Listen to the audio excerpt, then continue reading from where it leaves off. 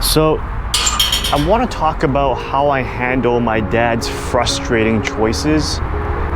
And don't get me wrong, it's not gonna be bashing about my dad, but sometimes he makes these choices that are not good for the family, and it really feels like he doesn't really care. And that's what I wanted to talk to you about today. So the background of this story is my mom messaged me out of the blue, and she was just freaking out because property taxes, car insurance, home insurance, and her dental insurance, all of those annual bills hit at once, right? And my parents are low income. They've always been low income. They moved to Canada, I think, around the 1980s. And they never really learned English. Even now, they still speak broken English, and if you talk really fast in English to them, they struggle. So with that in mind, finding a job that pays really well is really hard. So they've only really worked jobs where they can communicate in their native language, which is Cantonese. So all of these expenses hit, and because their annual expenses, the property taxes were like $6,500, she was freaking out, and she was like, I don't know what to do. But there was a good part that happened. She told my brother, and if you've watched one of my videos from my other channel, my brother has been kind of living as a NEET for the last 3 years. And if you don't know what a NEET is, it is, I believe, they're not in education, they're not employed, and they're not in training, right? So he's just been living off my parents' what they called old age security, which is they get money from the government in order to live as low-income seniors.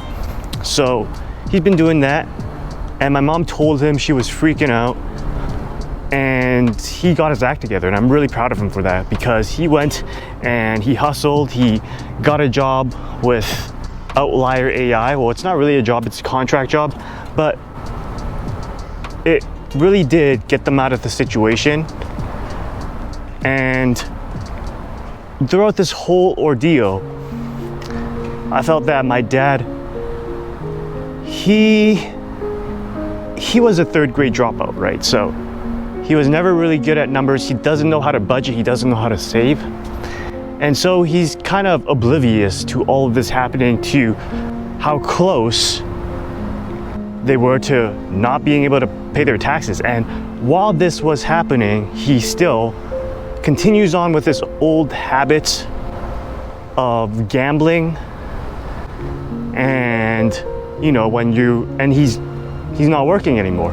He decided to take retirement, even though he doesn't have the money to retire. It's just kind of a feeling of, oh, I want to retire now and I'm going to stop working, so I'm going to do it, not knowing that he really doesn't have the money to retire. So he's depending on the old age security income that comes from the government, right? And he does odd jobs here and there when he wants to make a little bit more money for the month to fuel the gambling habits.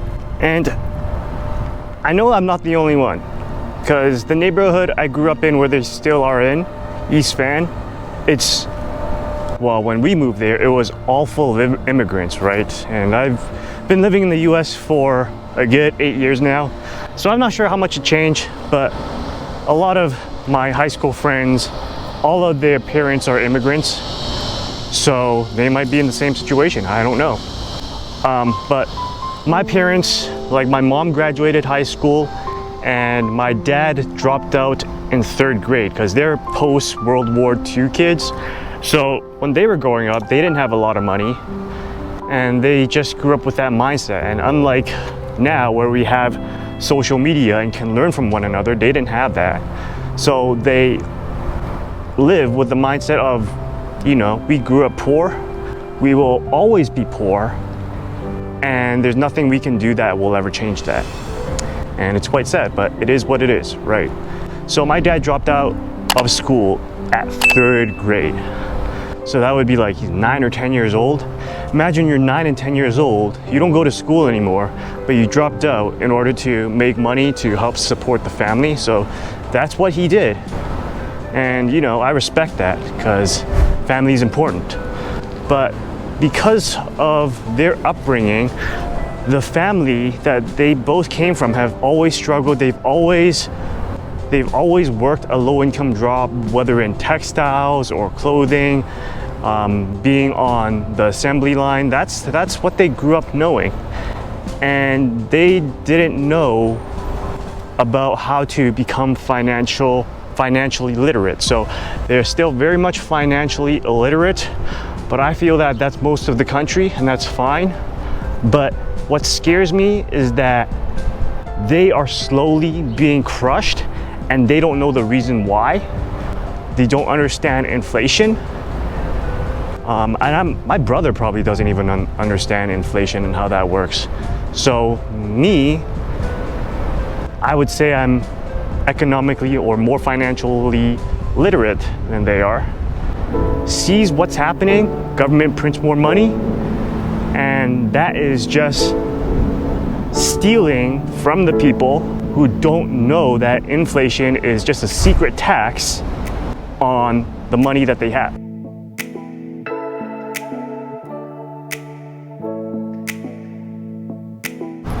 So, like I said earlier, my dad still takes money from the old age security income from the government, and he goes and places bets on horse racing. That is his thing. Ever since I remembered, from like probably when I was 4 years old, he would take me to the racetrack in order to bet on money, bet on horses. I don't know where he picked that up, but that is the bad habit. And so many arguments I remember my parents having, because my dad was the sole breadwinner and my mom was a stay-at-home mom, so she didn't make income. But you know, her being a full-time mom, the wages that she would have earned doing that, it's incomparable, right? So she depended on my dad.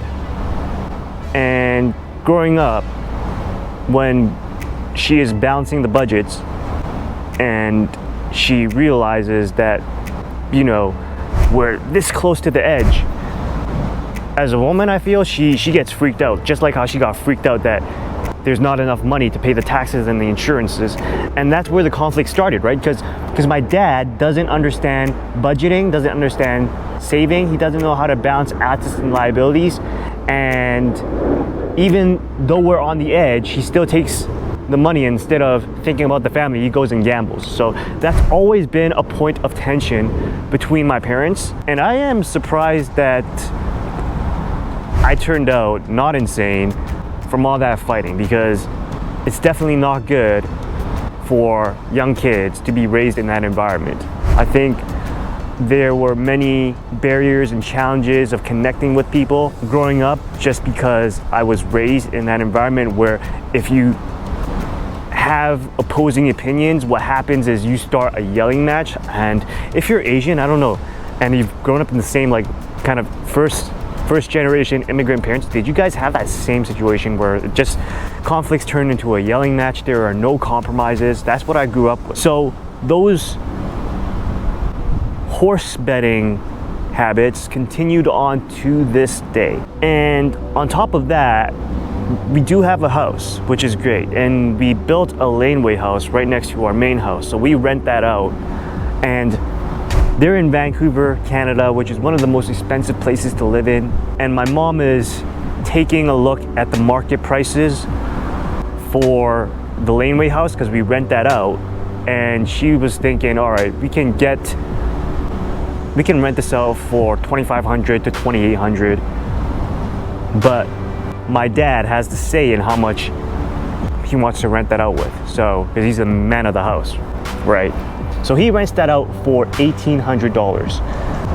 That's like $1,000 below market value if they were able to rent that for $2,800, or $700 if they were able to rent that for $2,500. So that is a point of frustration for my mom. And it was a point of frustration for me too. But I'll get into this at a later point of the video. There was information that I was missing that paints the whole picture. and that really eased my frustration with my dad. So right now my mom sees him as doing charity work of renting the laneway house for $1,800, way below market value. And that really frustrates her, because we're in this situation where they're struggling to pay the insurances, the taxes, their dental insurance, and they also use that rental money in order to supplement their lifestyle because they're both not working, right? They're retired even though they can't retire. And I think that's the same situation for a lot of Gen Xers nowadays, actually. They never thought about retirement and they don't have the money for it. So here's how I see things. Inflation will only get worse, not only in Canada and America, but everywhere, right? And if my parents are struggling now, they're gonna get completely killed in the next 3 to 5 years. Because what happens is, I don't know much about Canada, but I expect Canada has also the problem of an aging population. What that means and why that is so bad is because when you don't have kids that comes into the workforce to replace the people that are retiring, that's a problem, because you will have decreased tax revenues that you can collect. You know, there's not enough people in the labor force to replace the ones that don't want to participate anymore. Like my dad, right? They just don't want to work anymore. So what they do is they can collect money from the government. When the government doesn't have money to collect from tax revenues, because that's where they make their money, then they will issue debt in order to make up for the difference. And that's what is happening in the US as well, with people not wanting to have kids anymore. What happens is that, all right, these seniors, they're gonna be at risk if they don't have kids, because they're entirely dependent on the government. And for me, I don't trust the government. So that's one issue. The second issue is that when the government borrows money, that means they will have to pay more money in order to service the debt. There's interest that you have to pay when you borrow money, right? So the Canadian government will also have to do that, but they can also turn on the money printers. And when you turn on the money printers, more money goes into the market, which means that going after the same goods, the prices of everything will increase. And if you keep the same sort of handouts, if you keep giving the seniors the same amount of money, like say $1,000, but if their food has went from $500 to $1,000, let's say, then that means that they went from being able to survive to barely being able to survive. So those are situations that my parents do not understand. So I am filming this in the middle of a middle school right now, and I'll tell you why in just a bit, but this is how I handle the frustrations of my dad's choices. And this is how I find grace with him. Just knowing where he came from, imagining him as a 3rd grader quitting school to go to work to support his family, that's huge. And being a Christian, right? Knowing that my dad also has his shortcomings. He is not perfect. He will never be perfect. There was only one perfect man in the world, and that was Jesus, and he is not him.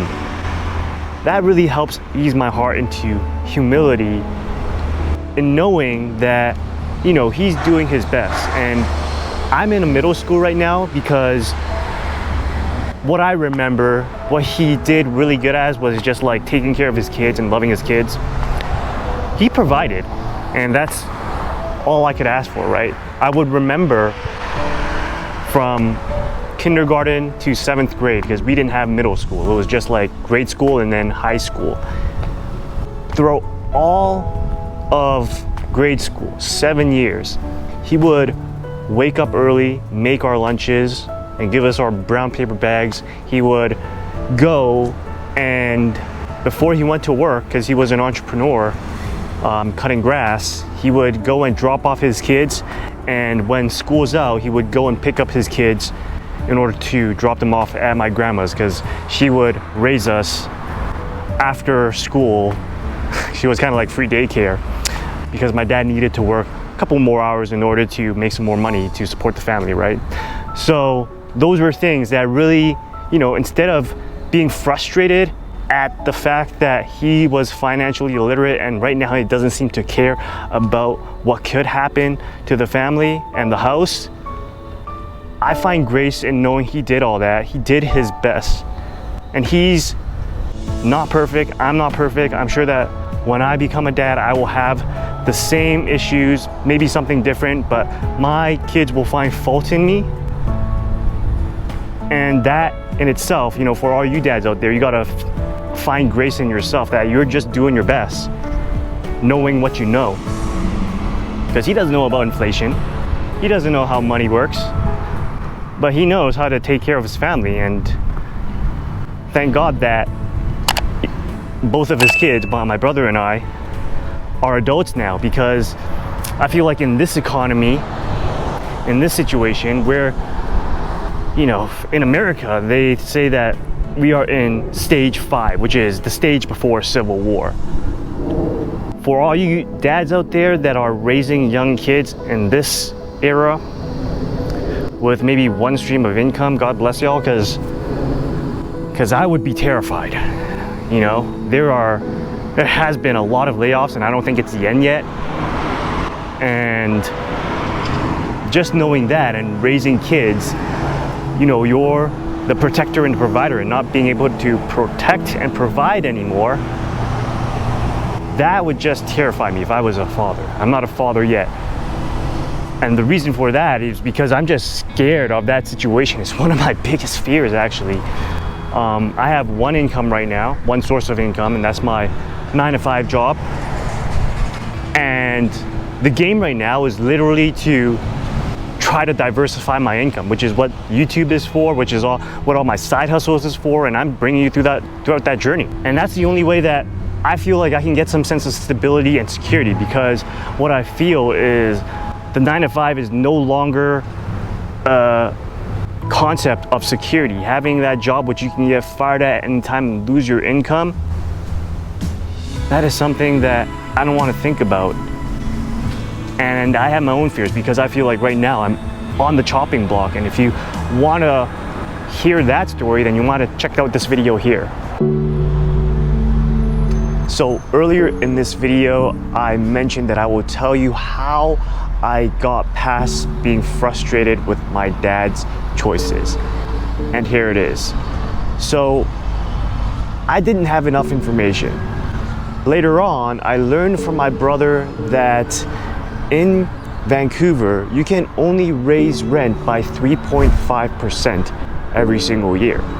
So a rent of $1,800 per month, after that 3.5%, it's about like $1,865 if I remember correctly. So it doesn't really make that much of a difference. But the bigger risk is in Vancouver, it's pretty liberal. So there are squatters, and my uncle had a year where he had a squatter and he wasn't able to evict him. So if we had gotten rid of the current tenant, which has been there prior to COVID, he's been a really good tenant, and we get a squatter instead, that will have completely ruined my parents. So knowing that, and knowing that my dad and my mom are coming up to 70, it's probably the right choice. It's a more conservative and less risky choice to just keep the current tenant, which has been a phenomenal tenant. So with that in mind, I would have probably made the same choice as he did. And knowing that, my frustration just dissipated. So I feel that in most times when we are frustrated with our dad or our mom, the issue is really that we don't have the full picture. And when we have the full picture, which we might never will have the full picture, then everything will make sense. I guess the lesson here, when you're frustrated at your dad, is to take off your shoes and to step into theirs.